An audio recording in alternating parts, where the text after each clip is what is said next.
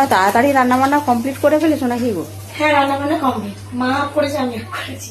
Gas ফ্যাস একবারে পরিষ্কার করে দিলাম, যেহেতু রান্না হয়ে গেছে, শরীর পাঠিয়ে গেল। এই দেখো, এই যে রান্না হয়েছে দেখিয়ে দিচ্ছি।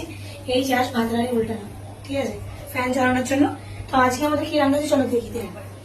এই দেখো, প্রথমে কি দিয়ে ভাজা দিয়ে শুরু করে, এদিকে আসো। এখানে আছে উচ্ছে আলু ভাজা, এটাতে একটু মাছের ডিম ভেজে দিয়েছে, ভালো লাগে।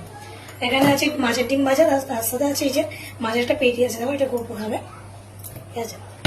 তার সাথে এখানে আছে মুসুর ডাল, তেজপাতা, শুকনো লঙ্কা, পেঁয়াজ টিয়াজ ফোড়ন দিয়ে হয়েছে ডাল।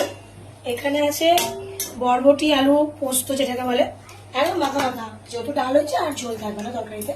আর এখানে আছে মাছের ঝাল, এটা আছে টমেটো। ও বাবা, খুব সুন্দর দেখতে লাগছে তো। এটাতে আছে আমের, ওইটা কি বলে, কাসুন্দি দিয়েছি, যাতে একটু টক টক হয়। আর গরমে টকটা তো বেশি ভালো লাগে, তাই না? তো এইটাই আছে, সাথে লেবু রেখেছি আজকে, যেহেতু ডালটা আছে। তো কেমন লাগলো সবাই অবশ্যই কমেন্টে জানাও। সবাইকে শুভ দুপুরে অনেক অনেক শুভেচ্ছা।